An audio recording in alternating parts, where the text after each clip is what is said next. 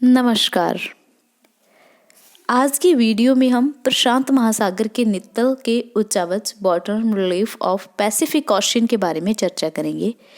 पिछली वीडियो में हमने महासागर में नित्तल के अंतर्गत महाद्वीपीय मगन तट, ढाल, सागरीय मैदान और गर्त, इन सभी के बारे में जानना था कि यह क्या होते हैं।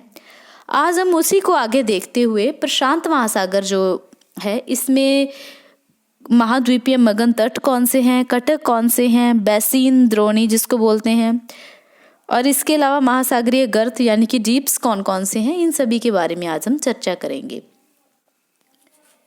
सबसे पहले अगर हम बात करें प्रशांत महासागर के सामान्य परिचय की, तो प्रशांत महासागर पृथ्वी के 1/3 क्षेत्रफल पर पश्चिम से पूर्व 1600 किलोमीटर की चौड़ाई तथा उत्तर में बेरिंग जलडमरू तथा दक्षिण में अंटार्कटिक महाद्वीप के मध्य 14,880 किलोमीटर की लंबाई में एक विस्तृत त्रिभुजाकार रूप में फैला हुआ है। इस चीज को आप अच्छे से ध्यान में रखना कि जो प्रशांत महासागर है वह क्या है, त्रिभुजाकार शेप में फैला हुआ है। यानी कि आप अगर मैप में देखोगे तो आपको क्या है, ये त्रिभुजाकार शेप में देखने को मिलेगा। इसकी औसत गहराई देखें तो 4,572 मीटर है। प्रशांत महासागर के दोनों तटों पर वलित पर्वतों की श्रृंखला पाई जाती है। वलित पर्वत आप सभी समझते हो। उत्तर में इस महासागर का आर्कटिक सागर से संबंध बेरिंग जलडमरू द्वारा होता है। इस चीज को आप अच्छे से ध्यान में रखना। बहुत बार ये क्वेश्चन पुट हुआ है कि जो प्रशांत महासागर के उत्तर में अगर हम देखें तो इसका आर्कटिक सागर के साथ संबंध जो है वो किस जलडमरू के द्वारा होता है। अगर मैं आपको समझाऊं, जैसे मान लो ये प्रशांत महासागर है और उत्तर में क्या है, आर्कटिक सागर है।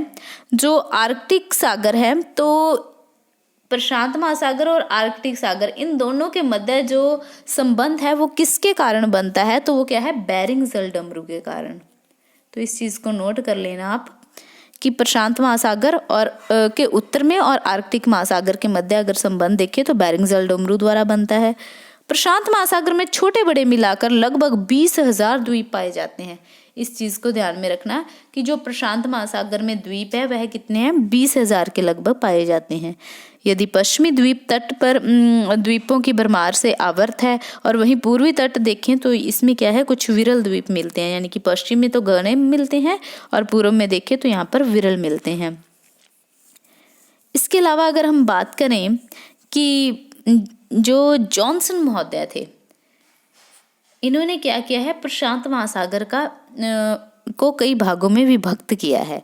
सबसे पहले अगर हम बात करें, जॉनसन ने जो प्रशांत महासागर को बांटा है उसमें फर्स्ट पार्ट है उत्तरी प्रशांत महासागर, सेकंड मध्यवर्ती प्रशांत महासागर, थर्ड दक्षिणी पश्चिमी प्रशांत महासागर और फोर्थ दक्षिणी पूर्वी प्रशांत महासागर। तो इस प्रकार अगर जॉनसन के अनुसार देखें तो उन्होंने क्या है, प्रशांत महासागर को 4 भागों में बांटा है। सबसे पहले अगर हम बात करें महाद्वीपीय मगन तट की, तो आपको बताया था कि मगन तट क्या होता है कि जिसमें सागर और स्थल के मिलन वाला भाग होता है, तो वहां पर क्या है, महाद्वीपीय मगन तट का निर्माण होता है। अगर हम बात करें प्रशांत महासागर में, तो इसमें क्या है, प्रशांत महासागर के पूर्व में और पश्चिम के सहारे क्या है, जो मगन तट पाए जाते हैं उनमें पर्याप्त अंतर देखने को मिलता है। तो इस चीज को भी ध्यान में रखना कि जैसे क्या है, अगर आप वर्ल्ड का नक्शा देखोगे, ये मान लो अमेरिका, उत्तरी अमेरिका और दक्षिणी अमेरिका महाद्वीप है, इधर यूरोप, एशिया, अफ्रीका हो गया और ऑस्ट्रेलिया महाद्वीप है, तो इनके दोनों तरफ क्या है, प्रशांत महासागर पाया जाता है। तो अगर हम प्रशांत महासागर में देखते हैं तो इसका जो पूर्वी तट है और पश्चिमी तट है, तो इनमें क्या है, मगन तटों में पर्याप्त अंतर देखने को मिलता है। अगर पश्चिमी तट पर देखें तो इसमें क्या है, अर्थात पश्चिमी तट आप लोग समझते हो कौन सा है, कि एशिया के पूर्व तट वाला तथा ऑस्ट्रेलिया के पूर्वी तट के सारे जो मगन तट है, यह क्या है, बहुत ही विस्तृत पाया जाता है। अब मैं बात कर रही हूँ किसकी, पश्चिम तट की। अगर इसकी औसत चौड़ाई देखें पश्चिम तट की तो 160 से 1600 किलोमीटर है और वहीं गहराई की देखें तो 1000 से 2000 मीटर पाई जाती है। अगर इन विस्तृत मगन तटों पर देखें तो इसमें असंख्यक द्वीप देखने को मिलते हैं। फॉर एग्जाम्पल, कई बार एग्जाम में भी आते हैं, क्यूराइल द्वीप, जापान द्वीप, फिलीपाइंस द्वीप, इंडोनेशिया द्वीप, न्यूजीलैंड द्वीप आदि क्या है, ये देखने को मिलते हैं। और इसके अलावा अगर हम देखें, यहाँ पर क्या है, सागर, कई सागर भी देखने को मिलते हैं। सागर की अगर हम बात करते हैं तो आप लोगों ने इसमें भी कई सागरों के नाम देखे होंगे। बेरिंग सागर, ओखोत्स्क सागर, जापान सागर, पीत सागर, चीन सागर, जावा सागर, कोलर सागर इत्यादि हैं। तो अगर हम बात करें प्रशांत महासागर के पूर्वी तट की, यानी कि अमेरिका का पश्चिमी तट, अभी मैं आपको बता रही थी ना कि ये पहले तो हमने बात की थी पश्चिमी तट की, अब बात कर रहे हैं पूर्वी तट की। जो प्रशांत महासागर का पूर्वी तट है अमेरिका का, वो पश्चिमी तट है। तो वहां पर अगर हम देखें तो मगन तट क्या है, कम विस्तृत देखने को मिलते हैं।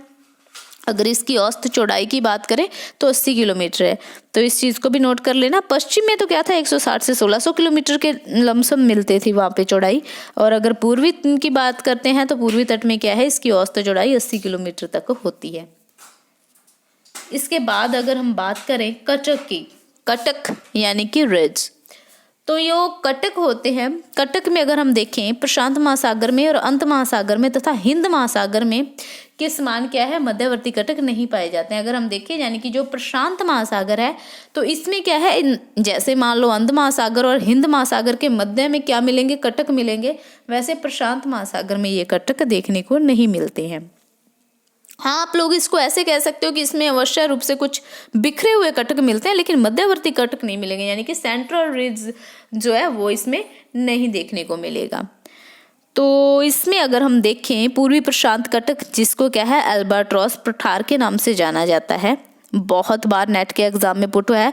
अल्बाट्रॉस पठार जो है वो, या अल्बाट्रॉस कटक जो है वो किस महासागर में पाया जाता है, तो प्रशांत महासागर में है, तो ये देखने को मिलता है। वहीं पूर्वी प्रशांत कटक, जिसे क्या है अल्बाट्रॉस अभी नाम बताया, ये क्या 1600 किलोमीटर की चौड़ाई में विस्तृत है और 23 डिग्री से लेकर 35 डिग्री दक्षिणी अक्षांश के मध्य 2 शाखाएं इसकी पाई जाती हैं। पूर्वी शाखा चिली तट की ओर जाती है और वहीं पश्चिमी शाखा देखें तो ये क्या है ईस्टर्न आइसलैंड जो रिज है इसके नाम से दक्षिण की ओर चली जाती है। दूसरा जो इसके अलावा जो महत्वपूर्ण कटक है, तो अगर हम दूसरे कटक की बात करें तो वो क्या है न्यूजीलैंड रिज है, तो इस चीज को भी देख लेना। फर्स्ट था अल्बाट्रॉस और दूसरा है न्यूजीलैंड। जो न्यूजीलैंड रिज है वो क्या है सागर तल से 200 से 2000 मीटर तक गहरा है। ऑस्ट्रेलिया का ग्रेट बैरियर रीफ के पश्चिम तट में क्वींसलैंड पठार भी इसका प्रमुख कटक है यहाँ पे।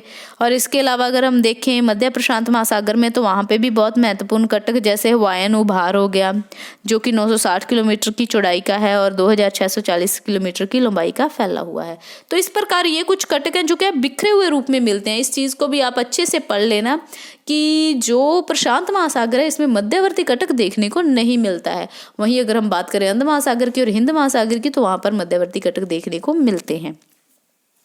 अब इसके बाद हम बात करते हैं द्रोणी यानी कि बेसिन्स जो होते हैं कि प्रशांत महासागर में कौन कौन से बेसिन देखने को मिलते हैं। प्रशांत महासागर में क्या है कई द्रोणियां पाई जाती हैं जिनमें अगर देखें तो एक दूसरे से क्या है अलगाव या सागरीय कटक होते हैं। अगर हम इन द्रोणियों की बात करें तो इन द्रोणियों में सबसे पहले मैं नाम लेती हूँ फिलिपाइन द्रोणी का। फिलिपाइन जो द्रोणी है यह क्या है फिलिपाइन द्वीप समूह है जो जापान के दक्षिण में प्रारंभ होकर 5 डिग्री उत्तरी अक्षांश और 5000 से 6000 मीटर की गहराई में फैला हुआ है। फिजी द्रोणी की बात करें तो फिजी द्रोणी भी क्या है फिजी द्वीप के दक्षिण में है। पूर्वी ऑस्ट्रेलियन द्रोणी की बात करें तो पूर्वी ऑस्ट्रेलियन द्रोणी जो है ये न्यूजीलैंड कटक के मध्य वृत्ताकार रूप में फैली हुई है। दक्षिणी ऑस्ट्रेलियन द्रोणी को देखें तो यह क्या है जो दक्षिणी ऑस्ट्रेलियन द्रोणी है यह जेफरीज द्रोणी इसको कहा जाता है। यह ऑस्ट्रेलिया के दक्षिण में लंबाकार रूप में फैली हुई है। पीरू चिली की द्रोणी की बात करें तो यह क्या है पीरू तट के पश्चिम में फैली हुई है। तो इस प्रकार क्या है ये प्रशांत महासागर में कुछ द्रोणियां पाई जाती हैं। इसको आप कॉपी पे नोट कर लेना, इसका चाहे स्क्रीनशॉट लेके इसको अच्छे से देख लेना। इसके बाद अगर हम बात करें महासागरीय गर्त की, गर्त यानी कि ओशियन द्वीप्स, जो ओशियन द्वीप्स हैं प्रशांत महासागर में अगर देखें तो अभी तक क्या है 32 गर्तों की खोज की गई है और ये गर्त या तो द्वीपीय चापों पे या फिर पर्वतीय श्रृंखलाओं के क्या है समांतर पाए जाते हैं। लेकिन एक चीज को ध्यान में रखना कि प्रशांत महासागर के पश्चिम भाग में इन गर्तों की अधिकता मिलती है। ठीक है ना, अभी आपको बताया था ना कि जो पश्चिम भाग है वहां पे कटक जो थे वो भी ज्यादा मिलते थे। पश्चिमी भाग में अगर हम बात करें तो वहां पर क्या है गर्त भी क्या है ज्यादा मिलते हैं। अगर हम गर्त देखें तो यहाँ पर प्रमुख रूप से अगर गर्तों की बात करें एल्यूशियन गर्त, टस्करोरा गर्त, जापान गर्त, स्वायर गर्त, फिलिपाइन गर्त, नीरो गर्त, टोंगा गर्त, टोंगा गर्त बहुत इंपॉर्टेंट अक्सर एग्जाम में पुट होता है। पीरूचिली गर्त, मरे गर्त, रिक्यू गर्त, बुर्क गर्त, बैली गर्त। तो ये क्या है, कुछ मेन गर्त हैं जो क्या है प्रशांत महासागर में देखने को मिलते हैं। सबसे महत्वपूर्ण अगर मैं बताऊं तो आपको फर्स्ट वीडियो में भी बताया था, जो अक्सर एग्जाम में भी क्वेश्चन पुट होता है कि प्रशांत महासागर का प्रमुख गर्त कौन सा है। जो प्रशांत महासागर का प्रमुख गर्त है वो तो कौन सा है, मैरियाना गर्त है। क्या है, जो मैरियाना गर्त, जो क्या है 11,022 मीटर की गहराई में मिलता है, जो क्या है सबसे बड़ा गर्त है। इसके बाद नेक्स्ट नाम आता है टोंगा गर्त का, ये भी प्रशांत महासागर का 10,882 मीटर है।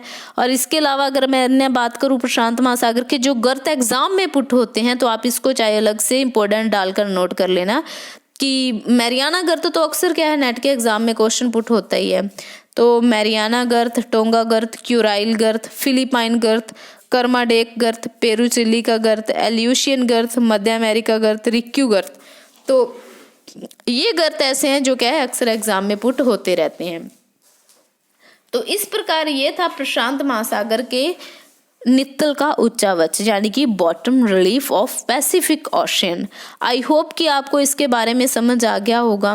तो जो नेक्स्ट वीडियो बनेगी हमारी, वो नेक्स्ट जो महासागर है उससे संबंधित जो नित्तल के उच्चावच है उस पर हम बनाएंगे। Thank you.